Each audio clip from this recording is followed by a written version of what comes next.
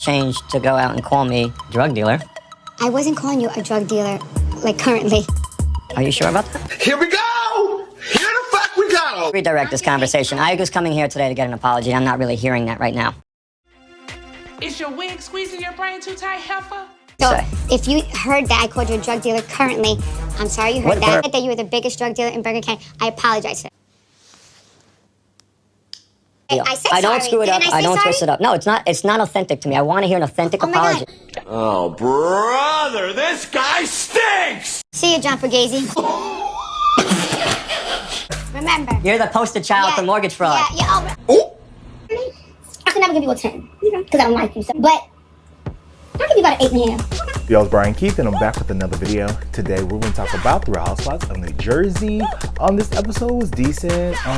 It picked up more towards the end, but you know, there were some things that I definitely have to talk about, like Dolores looking like a pick-me. You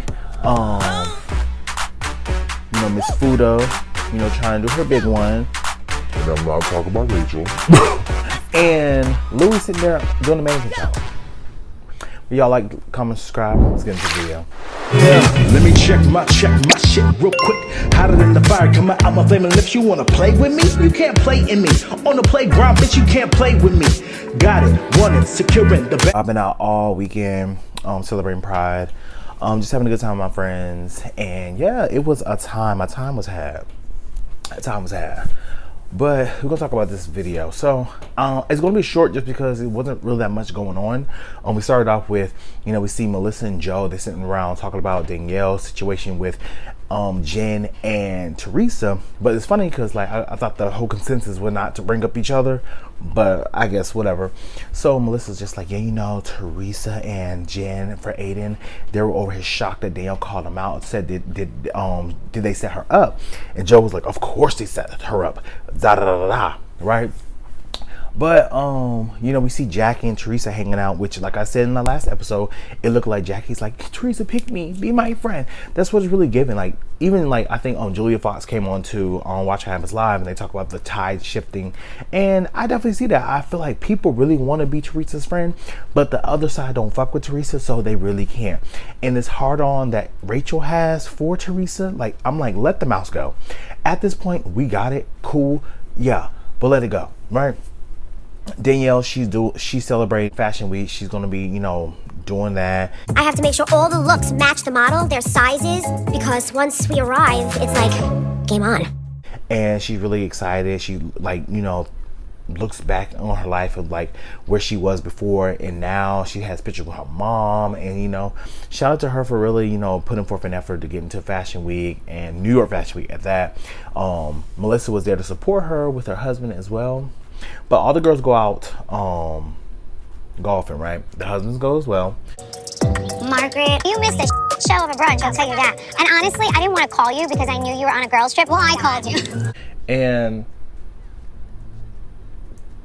we talk about Dolores and Paul. So before this, Dolores and Paul does go out to eat by themselves, right? And the topic of his marriage get brought up. And Dolores is like, look, I have to be honest with you and let you know that I'm getting a little irritated that, you know, there's no movement or momentum for you getting divorced. Like, what's going on with that? Aren't you upset about the divorce? Why is it taking so long? So, who's talking about that? Paulie, did you get divorced yet? So he's just like, look, I mean, if I get divorced tomorrow, don't mean I'm gonna put a ring on your finger. So, I mean, so it was kind of like, ugh. I mean, and Dolores is looking there stuck on stupid. But, and then she's thinking like, well, you know, with David's situation, like I didn't move in with him because we're not getting engaged, and now Paulie. And I feel like with Dolores, maybe she needs to take like, look within. Because if you see the same pattern going on with men, maybe the men that you're looking for just aren't available. Like, I feel like she has been with all these men that has not prioritized her and that has not put her in the priority that she needs, which is why she's over here like wanting them to hurry up, like, oh, put a ring on my finger, do this, do that. And she said when it went golf for that she wants a wedding, she wants the ring, she wants the dress, she wants that, you know, whole Disney shit. But I'm just looking at Dolores like, girl, And I'm not even gonna tell people like love yourself, you know, be with yourself. Once you love yourself, everything. I'm no. But what I am saying is like you don't have to have a man, and you don't have to get married to be happy. You can be in a platonic, committed relationship with someone, and you know just be that.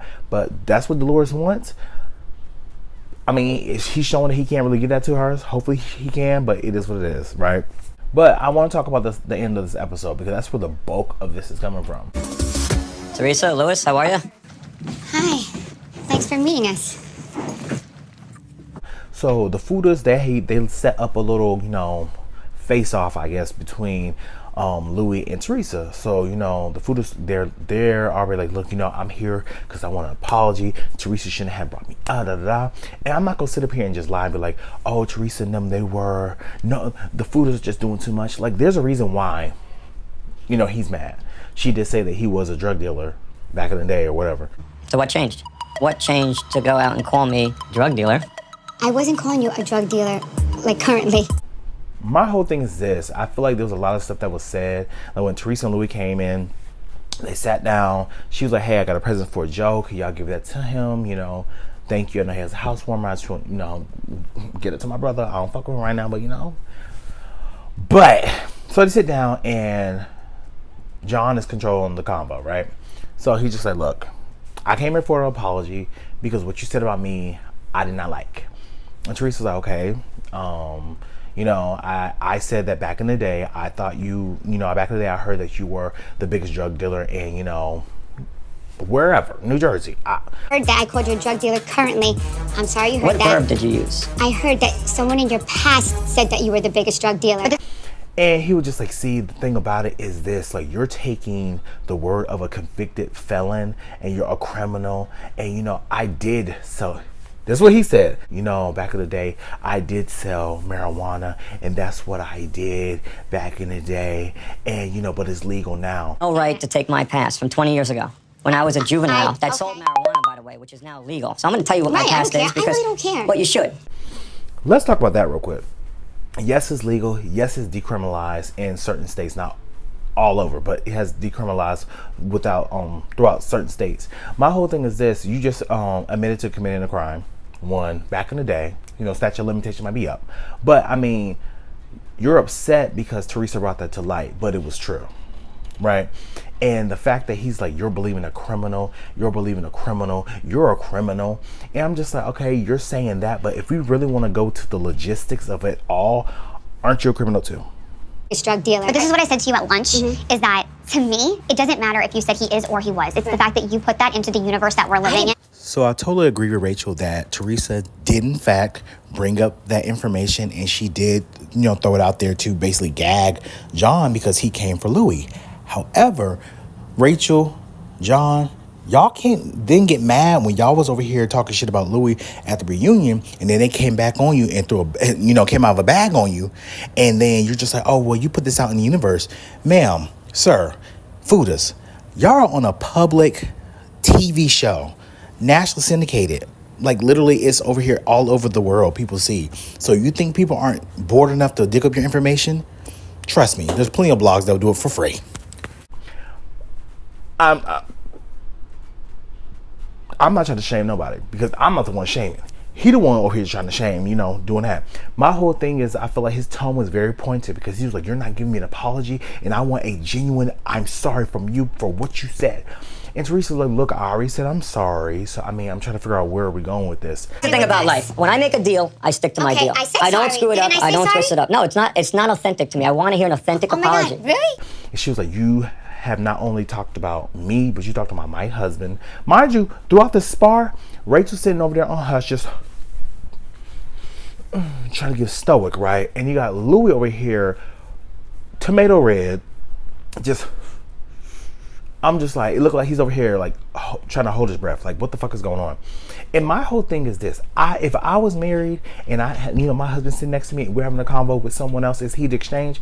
I don't need my husband to say anything. I don't need my husband to have my back. I don't need nobody to fight my battles. But if you're my husband, you're sitting there, you should. You should. You know? So it's just kind of like one of those things where it's just like, Maybe they just wanted them to spar it out. I don't know. But like I said, for the third time, Teresa's telling him, like, you know, you have said all this stuff about us. You started it first. So when I retaliate, now it's a problem. And I mean, I get that. But I mean, Teresa, you did bring it up at the beginning of the season. So you reignited the situation. So, I mean, yes, Teresa, you can be like, you know, you brought this up. But I mean, you have to take accountability for the words you said, which she did. But he's asking for her for an apology for the third time. And she's like, I already gave you one. He's like, I don't think it's genuine. So at that point, I'm looking like, what the fuck are we doing then? If I apologize to you 3 times and now you're talking about, oh, I don't think it's going to be genuine, then what are we talking about? Because you're not going to believe anything I say anyway. So he gets up, he storms off. Conversations over. No, you do not. See you, John Fugazi. Yep, Fugazi. Yeah. Just remember, you're the poster child for mortgage fraud. Yeah. And, you know, he tells her, like, yeah, you know, you're the poster child of mortgage fraud. And, you know, he really was... I ain't gonna hold you. He really, you know, he had some reason there, but it was just one of those things where I'm just like, he lost the argument because literally it just seems like nonsense because she apologized from go, and once she apologized and she gave you what you wanted, now you're just talking just to talk. She gave you what you wanted. Now what? She said, okay, I'm sorry. It's just like you let the balloon out, you let the air out the balloon, and now you're left with just an empty balloon. Like, girl, the excitement is done. It went too quick. So they storm out. You know, they're just like, oh, I'm got time for this. I'm blah blah blah. Girl, it really could have been a da da da, but it was what it was, and that's what I'm just looking like. I'm the storyline for me has run stale. I'm over it at this point. Like, what are we talking about? I feel like this is one thing about New Jersey that is just like, I feel like producers should step in like, okay, we're done with this. Make amends or down. Like, say, like, you know what? I'm sorry. Cool, I don't fuck with you. You don't fuck with me. Cool. But this back and forth is just stupid. Like, Rachel, you're mad for what? Okay, she said your husband's this. Rachel, you've been dragging him for the whole time. Dragging. You're a bully, you're this, you're that, you're that. Now, Teresa demands you give her apology, then what? Like, it's just like, it doesn't make sense. And it's just like, Teresa already knows what this is, so that's why she's not really giving you too much. But y'all, let me know what you guys think, because I already think Rachel and Miss Fuda is dragging it. But what do I know? But y'all, like, comment, subscribe, and I'll see you guys in the next video.